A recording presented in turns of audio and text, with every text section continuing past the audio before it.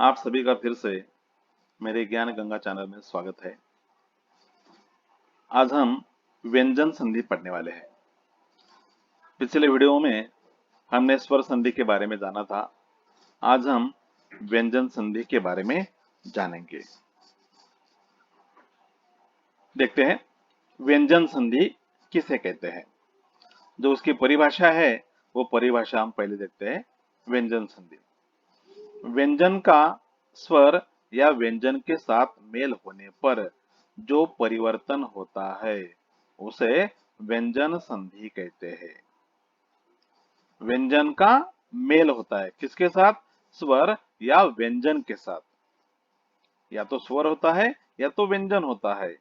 इन दोनों में से अगर किसी के साथ भी व्यंजन का मेल होता है और मेल होने के बाद उसमें जो परिवर्तन होता है उसे व्यंजन संधि कहते हैं।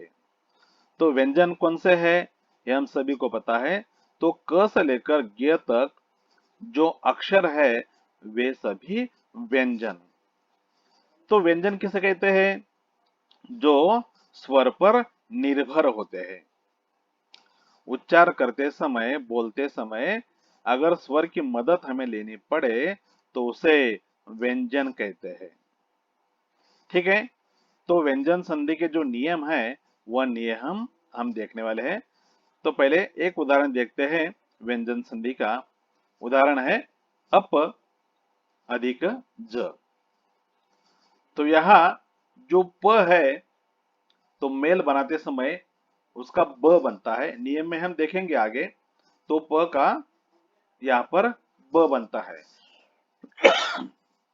तो अप अधिक ज बराबर शब्द हुआ है अब्ज।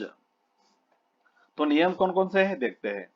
नियम है, पहला नियम है अगर क च ट त प के बाद किसी वर्ग का तीसरा या चौथा वर्ण या य र ल व हो या कोई स्वर हो तो उसी वर्ग का तीसरा वर्ण बन जाता है। किसी वर्ग का क ख ग घ च छ ज झ ट ठ ड ध त थ द ध ये वर्ग है। तो पहला जो अक्षर होता है उसी से वर्ग का उच्चारण होता है। या क ये वर्ग का पहला मतलब क वर्ग हुआ। च ये च वर्ग हुआ। तो किसी वर्ग का तीसरा या चौथा वर्ण अगर होता है या यर लव हो या कोई स्वर हो तो उसी वर्ग का तीसरा वर्ण बनता है अगला शब्द बनाते समय। अर्थात क के स्थान पर ग। हाँ? क अगर है तो उसका तीसरा वर्ण क्या है? ग है। च के स्थान पर ज। च का तीसरा वर्ण क्या है? ज। ट के स्थान पर ड। तीसरा वर्ण क्या है ट का? ड। ट ठ ड। उसी प्रकार त के स्थान पर द और प के स्थान पर ब बन जाता है। जैसे कि हमने ऊपर देखा अप अधिक ज। तो ये जो प है नियम के अनुसार यह प वर्ग का तीसरा वर्ण मतलब ब यहाँ पर ब बना है। तो इस प्रकार प के स्थान पर जो तीसरा वर्ण है ब वह बन जाता है। उसके हम उदाहरण देखते हैं।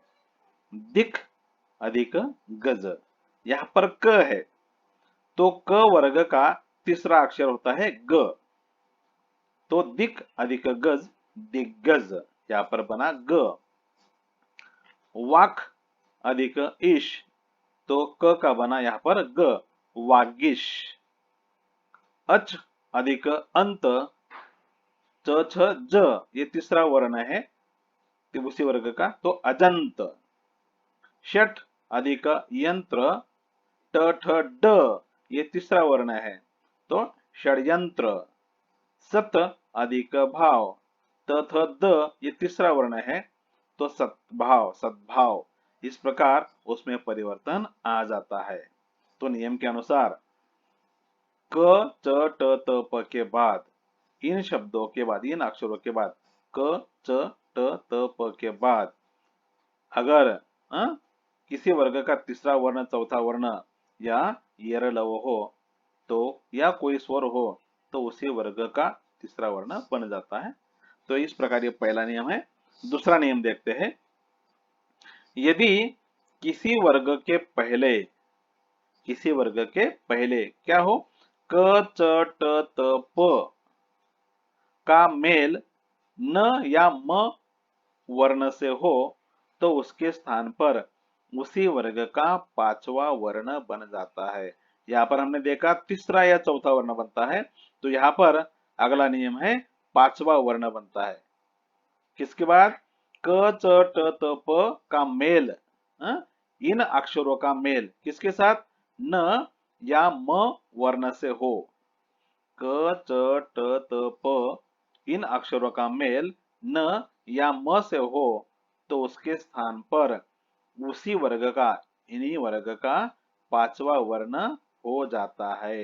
जैसे कि उदाहरण है यहाँ पर वाक अधिक मय, तो क का पांचवा वर्ण क ख ग घ ग, तो यहाँ पर जो ड दिखाई देता है लेकिन उसका उच्चार अलग होता है। वाक अधिक मय वांग्मय, ग इस प्रकार उसका उच्चार होता है वांग्मय।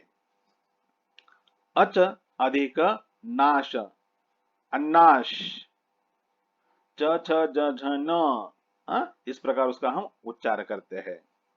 षठ अधिक मास षण्मास, षठ अधिक मुख षण्मुख, अप अधिक मय अमय, मतलब क च ट त प, इस ये जो अक्षर है इनका मेल अगर न या म से हो, म न हो तो उसी वर्ग का पांचवा वर्ण यहाँ पर बन जाता है। अब हम अगला नियम देखते हैं, तीसरा नियम।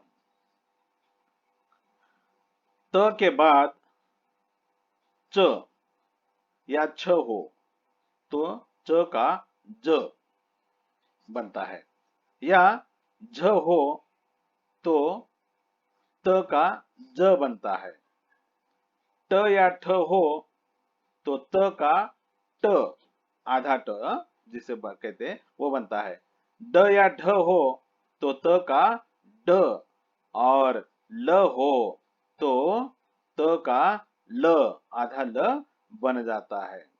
ये हलन तो जो दिया हमने वह आधा, इसलिए अगर यहाँ पर उच्च जो नियम है, त के बाद अगर च हो, च या छ हो तो त का च बनता है। ज या झ हो तो त का ज बनता है। ट या ठ हो तो त का ट बनता है, आधा ट। ड या ढ हो तो त का आधा ड बनता है, और ल हो तो त का ल बन जाता है। उदाहरण देखते हैं। सत अधिक चारण, यहाँ पर त है, और उसके आगे च है, तो च, तो त का च, यहाँ पर बनता है, तो क्या होगा, डबल च होगा। सत अधिक चारण सच्चारण, त का च बन जाता है तो सच्चारण।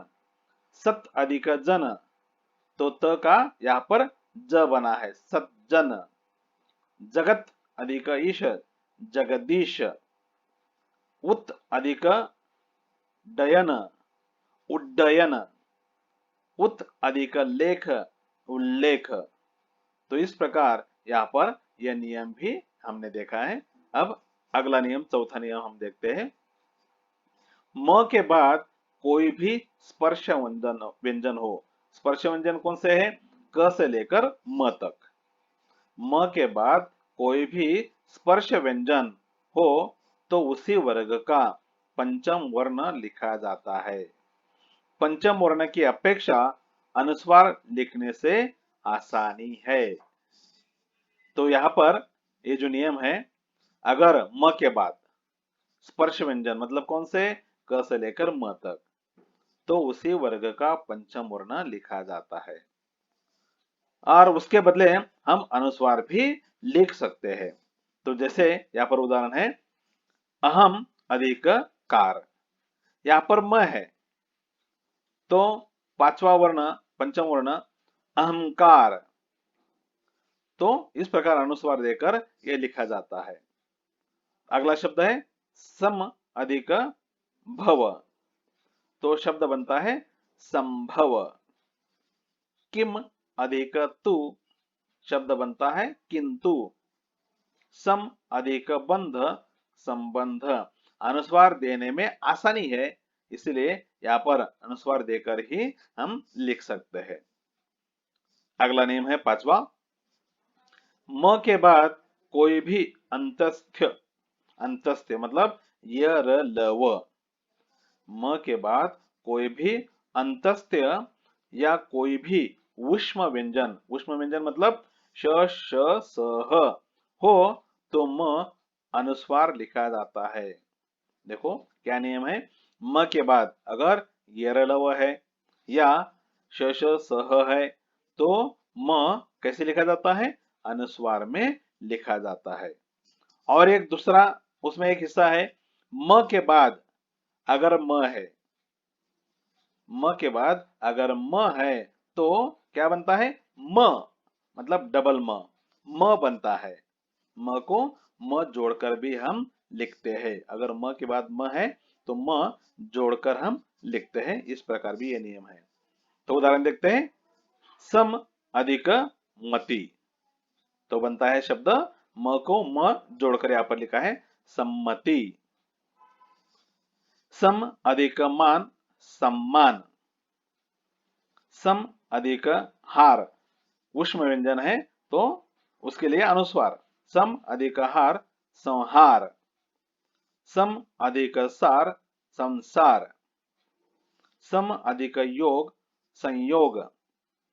सम अधिक वाद, संवाद। तो इस प्रकार अनुस्वार के रूप में भी लिखा जाता है म, और अगर म के बाद म हो तो उसे जोड़कर भी लिखा जाता है। अब अगला नियम, रु र श के बाद न व्यंजन आता है तो उसका न हो जाता है। नियम देखो, रु र श के बाद अगर न आता है, न व्यंजन आता है तो उसका न हो जाता है। तो उदाहरण देखते हैं, परि अधिक नाम परिणाम, प्र अधिक मान प्रमाण, रु अधिक न ऋण, विष अधिक नु विष्णु। तो अगर ये न है तो उसका न हो जाता है। अगला नियम देखते हैं, स व्यंजन से पहले यदि अ आ से भिन्न स्वर आ जाए, भिन्न स्वर आ जाए तो स का श हो जाता है। देखो अगला नियम क्या है, सातवां नियम, अगर स व्यंजन से पहले क्या हो, अ या आ हो, या अ आ से भिन्न स्वर आ जाए तो क्या होता है, स का श हो जाता है। जैसे अभी सेक, यहां पर स है, स व्यंजन से पहले अ आ से भिन्न, अ आ से भिन्न, यहां पर अभी सेक भ है तो इसलिए ये जो स है उसका श बनता है। अभी अधिक सेक, अभिषेक। नि अधिक सिद्ध, निषिद्ध। वि अधिक सम, विषम। तो इस प्रकार स का श यहाँ पर बन जाता है। अगला नियम देखते हैं, आठवां, यदि किसी स्वर के बाद छ वर्ण आए तो छ से पहले च वर्ण जुड़ जाता है। आसान सा नियम है, अगर स्वर के बाद छ वर्ण आए, स्वर के बाद छ वर्ण आता है तो छ से पहले च वर्ण जुड़ जाता है, मतलब छ को च जोड़कर लिखा जाता है, छ को च जोड़कर लिखा जाता है। जैसे कि स्व अधिक छंद, तो क्या हुआ, च जोड़कर लिखते हैं स्वच्छंद। संधि अधिक छेद, संधिच्छेद। परि अधिक छेद, परिच्छेद। इस प्रकार छ वर्ण आता है तो छ से पहले च ये वर्ण जुड़ जाता है, मतलब छ को च जोड़कर ही लिखा जाता है। अब अगला नियम देखते हैं, सम अधिक कृत धातु से बने शब्द जैसे कृत, कार, कृति, कर्ता, कारक आदि हो तो म का अनुस्वार तथा बाद में स का आगम होता है। देखो, सम अधिक कृत धातु से बने शब्द जैसे क्रोध, कार, कृति, कर्ता, कारक अगर ये है तो म का अनुस्वार तथा बाद में स का आगम होता है, जैसे कि सम अधिक कर्ता। तो यहाँ पर अनुस्वार आया है स पर, सम अधिक कर्ता संस्कर्ता, संस्कर्ता। अगला शब्द है सम अधिक कार संस्कार। तो इस प्रकार यह शब्द लिखा जाता है। स का वहां पर आगम होता है, अनुस्वार भी होता है और स का आगम भी होता है। संस्कार, यह स का आगम भी हुआ यहाँ पर और अनुस्वार भी है संस्कार, संस्कर्ता। अगला नियम, परि अधिक कृ धातु से बने शब्द हो तो परि के बाद श का आगम हो जाता है। परि अधिक कृ अगर धातु है, धातु से बने शब्द हो तो परि के बाद श इसका आगम हो जाता है। जैसे परि अधिक कार, परि अधिक कार। तो क्या होता है, यहाँ पर श का आगम होता है, श आ जाता है तो शब्द बनता है परिष्कार। परि अधिक कर्ता बरोबर परिष्कर्ता। इस प्रकार श का आगम होकर यहाँ पर लिखा जाता है। 11वां नियम है, श के बाद टी या ट हो और श के बाद य हो तो टी का ट तथा थ का ठ हो जाता है। देखो नियम क्या है फिर से, श के बाद, यहाँ पर ये श है तो श के बाद टी हो और श के बाद थ हो तो टी का ट। अगर श के बाद टी है तो टी का ट होता है और अगर श के बाद थ है तो थ का ठ हो जाता है। जैसे यहाँ पर शब्द है उत्कृष अधिक त, तो यहाँ पर शब्द बनता है उत्कृष्ट, शब्द यहाँ पर बन जाता है। तुष अधिक त, तो यहाँ पर शब्द बनता है तुष्ट। तो अंतिम नियम है, देखते हैं। स्थ से